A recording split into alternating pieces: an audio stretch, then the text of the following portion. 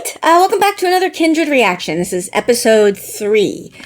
In the last episode, we saw Kevin and Dana both get sort of sucked back in time by Rufus once again, trying to unalive himself. This boy, he, as somebody put in the comments, the pattern is trying to sniff this guy out, which is a Wheel of Time reference if you don't know.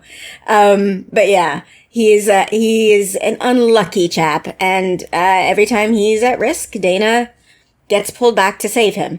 And now we've got Kevin there with her, who Kevin is not handling it well. I mean, not that Dana's handling it well, but Kevin he's very bad at being incognito, but he has the mask of being a white man, so he has less to prove, basically. In this environment. And then there's Dana, who, of course, being a black woman, is assumed to be Kevin's slave, which is fun for everyone. So, yeah, I said this in the, my after episode thoughts in the last one. I don't know if I'm alone in this. I'm finding this part of the show very slow. Like, it's ominous. There's something, like, I mean, if you know even the tiniest bit about history, you know, like, this is not a good situation for Dana. But there is an ominous feel. I do think that if I didn't know the story, and if I didn't have access to the episodes, like, they're right here, I don't know that I would have remembered this show. I would have, like, the next week would have come and gone, and I don't know that I would have remembered to watch it. But I know the story. It's a good, I mean, I think it's an excellent book, but it is a hard book. And so I know that. And I'm struggling to think whether or not the show would have pulled me in. I think it was very smart of them to drop it all so that you could just, okay, I'm ready to go and be slowly, but, you know, persistently dragged into this narrative. But that having been said, I am into it. Like, I do want to know what happens next. So let's go. Let's be nerdy, babe. Let's be nerdy. Let's be nerdy. Let's be nerdy, babe. Let's be nerdy, babe. Let's be nerdy. Let's be nerdy, babe.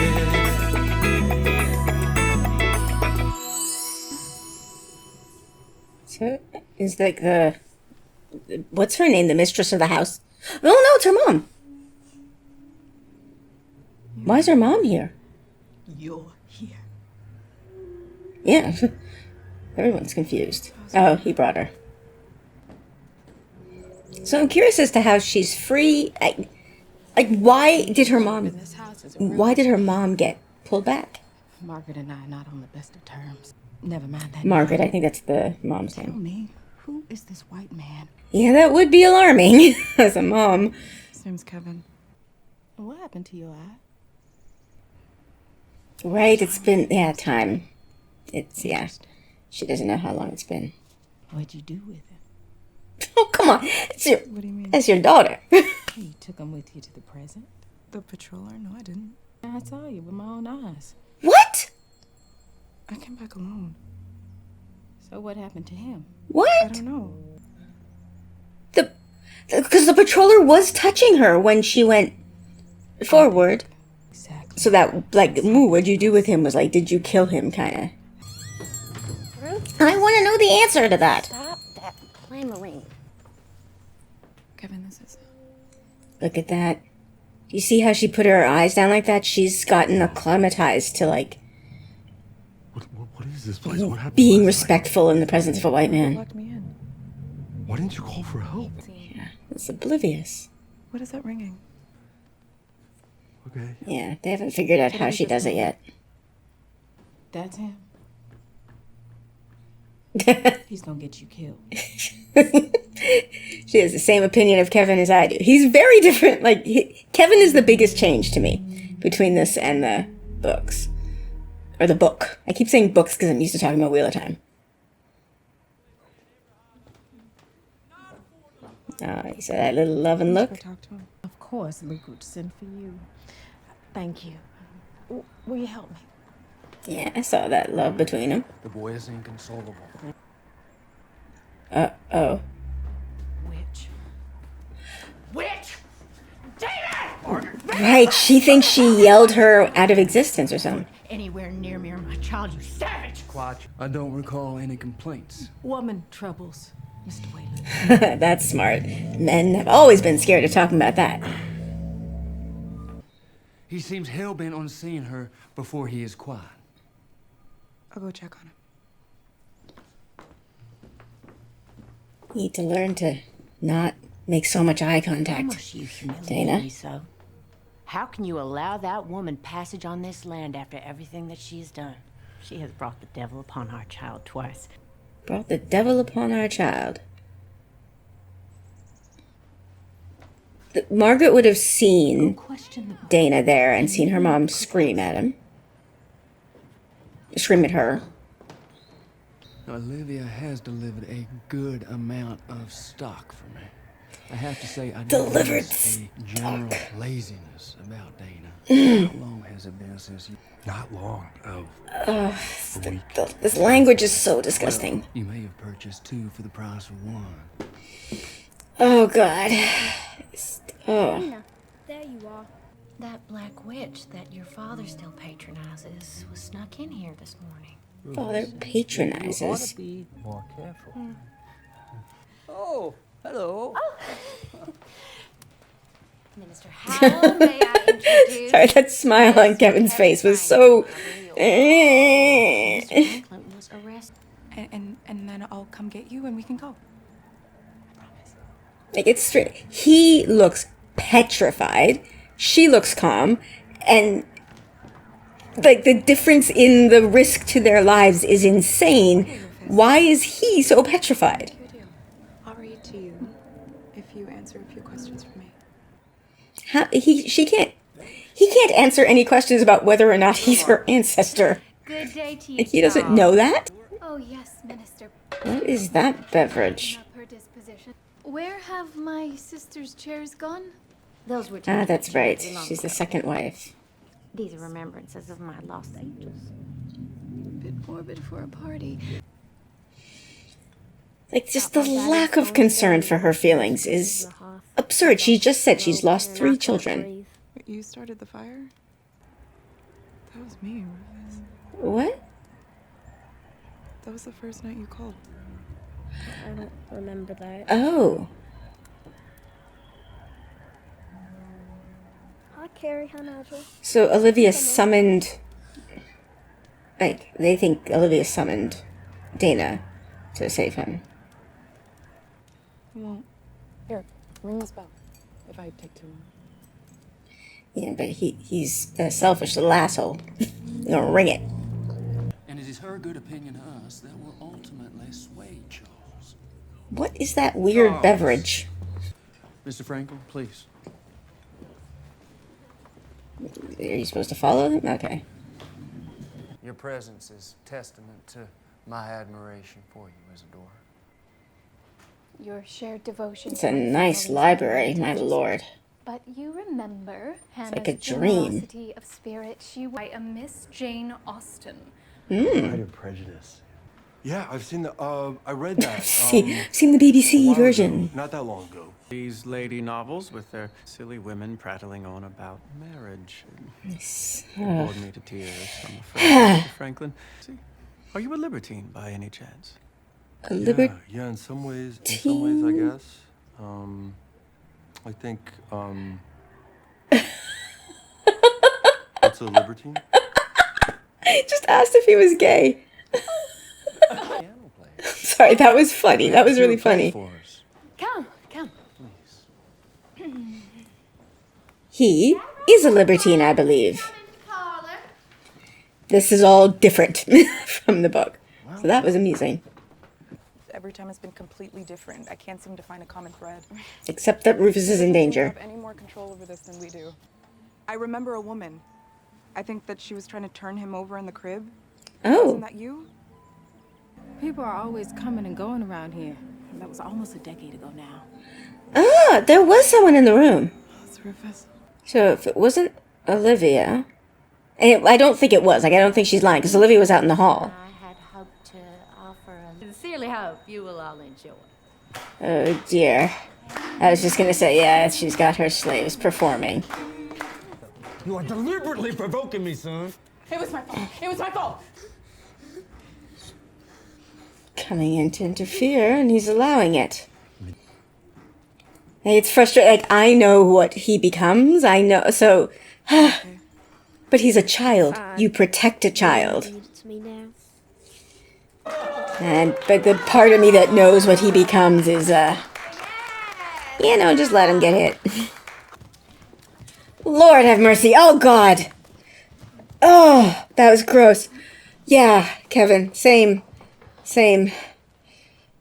Oh. Like, how much more effort would it take to hold them out so they can take them from your hands? Throwing them on the floor like they're dogs? I believe I held this one as a baby. Yeah. Everybody's got eyes on Kevin. Margaret's got eyes on Kevin. He's got eyes on Kevin. Kevin's fresh meat. Well, you can't see that he is handsome, no? Don't be jealous. Gaydar in the You know, handsome, 1800s? I'm sure you've been told this before. This is great. You too. So, you've enjoyed seeing me. Oh. Forgive my habit. No apology. That would come up to my very Has something happened between the brother-in-law and Tom Whalen as well? my hand as I held it on the ground. Hello. I heard you had an unfortunate accident, and I wanted to see it. Well, she's How long is your morbid. convalescence? You still play with dolls and slaves. Yeah, she's not a pleasant girl. Why? Yeah. Come, clean this up, so I can slap your face.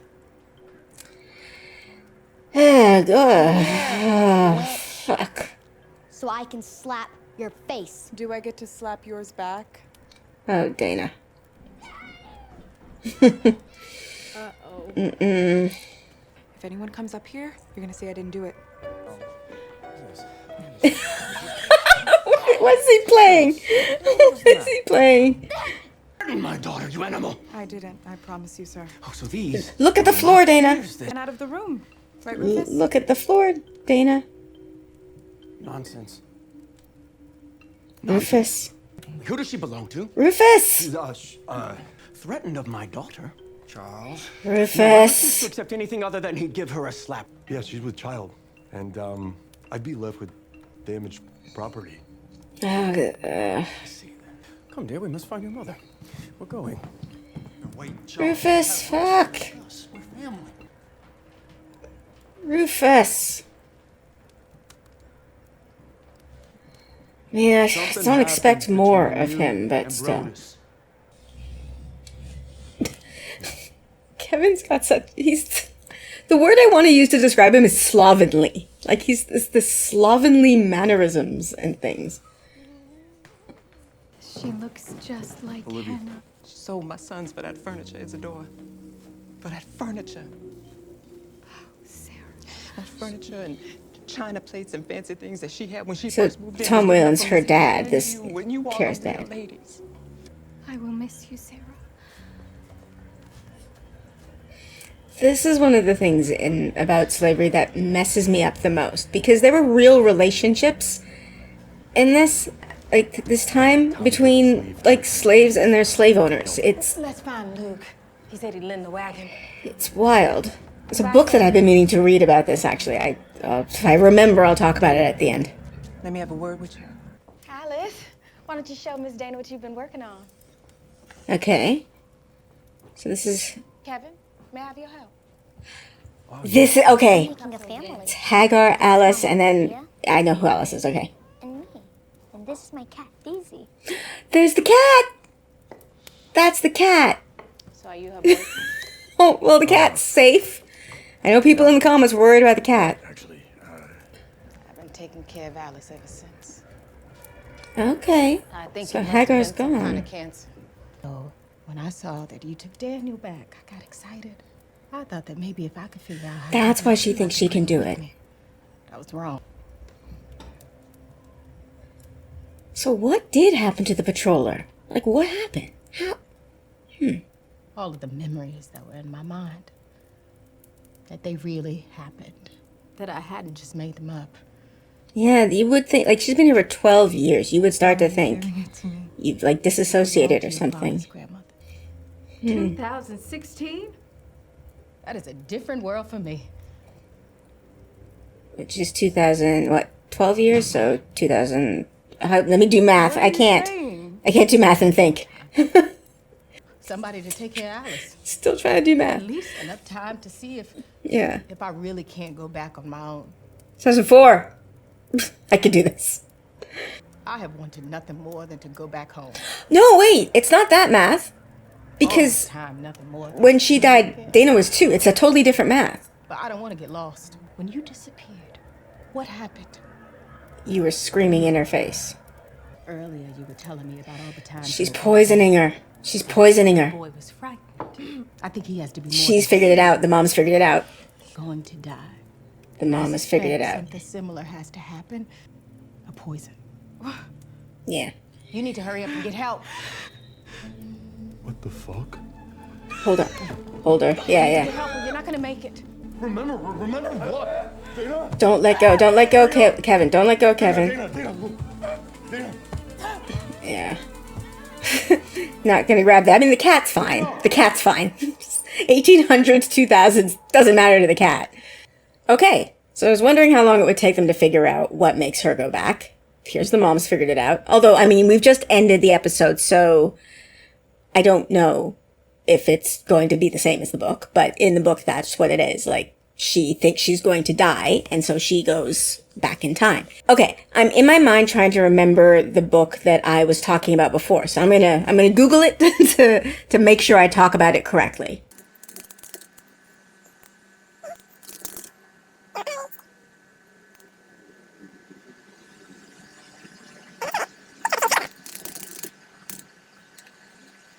This is it.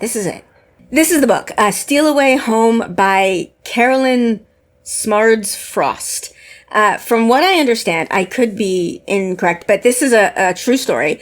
It's a real story based on letters that were found, that were exchanged between a woman who escaped slavery from the South into Canada and wrote letters to her former mistress, the woman who had owned her in the South. And they kept writing letters until slavery was abolished in the States. Then this woman who had escaped into freedom in Canada moved back down to be near the woman who had owned her, to care for her in her old age. I have not read this book, so if I'm summarizing it incorrectly, I apologize. This is a book it's been on my list of books to read for a while, but I've said this many times. I live in a one-room apartment in Korea. I don't have physical books anymore. I listen to audiobooks and Kindle, and this does not appear to be available in either of those formats, so I just haven't gotten my hands on it since it has been out. But that is the thing. That's not the thing. There's not one thing about slavery that is messed up. But this is one of those things that is the most mind-melting to me, is that there were real friendships that grew between the slave owners and the slaved. And like, the enslaved people were human beings, and the slave owners were also human beings. And so naturally, real relationships would happen, real friendships, real loyalties, real love and real hatred would happen between these people. And yet there's this weird power dynamic. And like, you saw that in there of, I think it's Sarah, the woman in the cookhouse, talking to her former, like, Hannah, the woman who died, her sister, being like, yeah, this new mistress, I hate her because she sold my children to buy furniture. That's awful. The previous mistress, and was also a slave owner and owned her, but, like, they were hugging each other goodbye. And it's this level of intimacy and friendship. It's, like, that's the thing. I don't know. If I could somehow, in some world, talk with slave owners and, make it clear, I am just wanting to have a conversation. This is, obviously I'm judging you, but without judgment, I want to hear your honest thoughts on this, that is one of the questions I would ask, because I don't understand how you can look at a human and not realize that they are human, and therefore, I'm going to use religious terminology because it's the best way that I can think of this. They are also like endowed by the creator. They are also they have soul, they have a soul, they have spirit. Like, I don't see how you can look at a human and not see a human and not realize that they should be treated as a human. Like that, I don't get it. And so I would, I understand, I shouldn't say I understand. Hatred and bigotry is one thing, but literally not seeing humanity in another human being I want to understand how that's possible. The relationship between them freaks me out. Like when I see that sort of thing portrayed, I'm glad that it's portrayed because I know it happened, but it is alarming every single time because it's people accepting being friends with people who don't see them as fully human. It's wild. Okay. But all right. We also saw some of the reasoning behind why the mom is so overly attached to Rufus. Like she's very overly protective of him. It's because she's lost several children. So that makes sense. You also see the dismissiveness that everyone has of that. Like that's just not really a big deal. She is not respected at all in her home.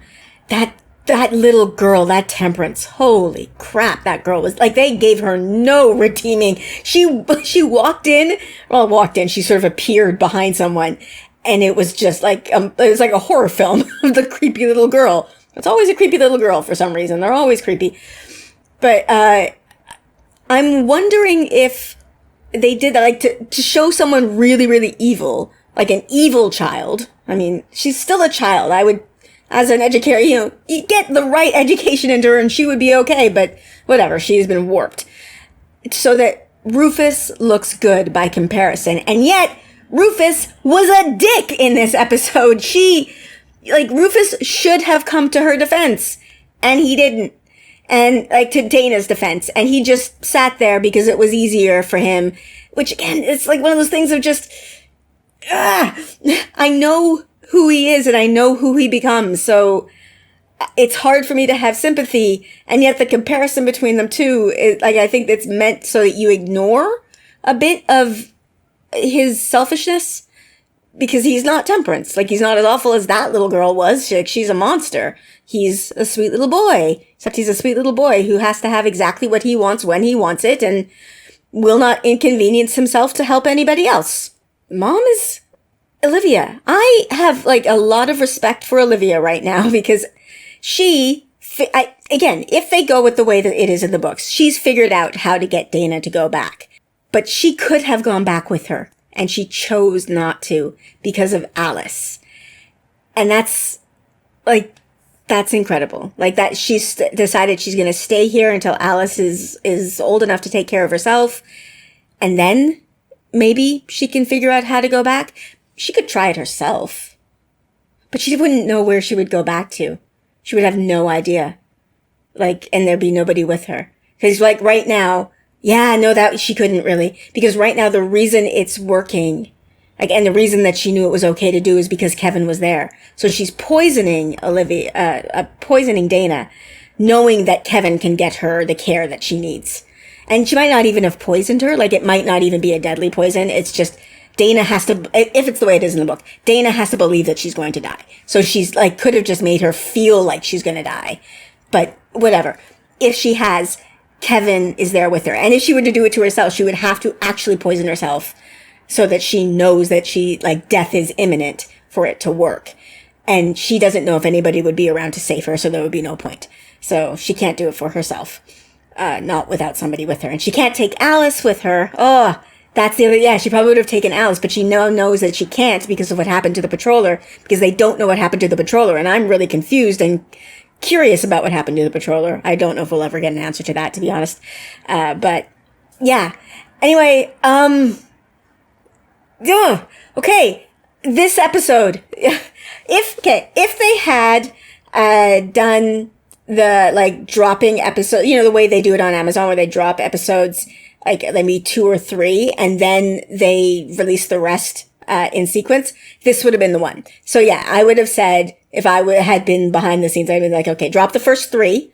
Because now I'm like, this episode did it for me. The other 2, I was in because I knew the story. This is the episode where I'm in because of the show.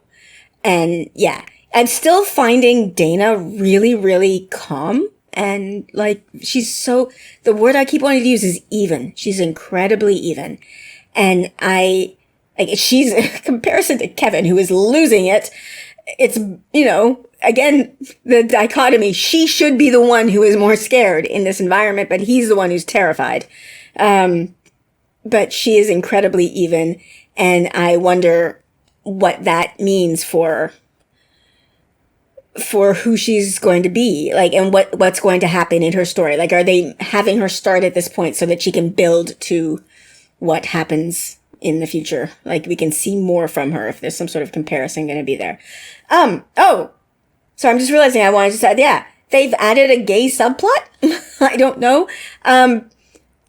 Obviously, I feel like, Tom Whalen, that's his name. I remember it now. Tom Whalen is happy because now he has something over his brother-in-law. So he can maybe get, him to, I think, sell his property is what he's wanting or something. So, you know, now he knows that information. So that's good. And he's going to forget, I guess, that Dana was rude. And yeah, I think those are all of my thoughts on this. But what do you think? I don't know. I'm wanting to know if am I being too harsh on the show? Like, what do you feel about how the show is pulling you in? Are you intrigued by the story? I know it's a heavy subject matter, and I also know, like, not a lot of people are watching these videos, but I'm gonna keep doing it. I'm gonna finish the series because this is an important story to me. I love Octavia Butler's work, and I don't want to say I loved this book because it's an amazing book, and I highly, highly recommend it. It is a hard book. But like, it's a heavy book, I should say. But I am curious to know your thoughts on where the show is going. What do you think is coming? And what do you think of the way that they're telling it? Let me know in the comments below. And if you like my content and you want to support me, I do have a Patreon. It is linked in the description below. As I say every single time, I am so beyond grateful for you, my patrons. Thank you so, so much. And with that, I am going to end this here. So please like, subscribe, ignore the very loud traffic outside that I'm pretty sure you can hear. And I'll see you next time. Bye.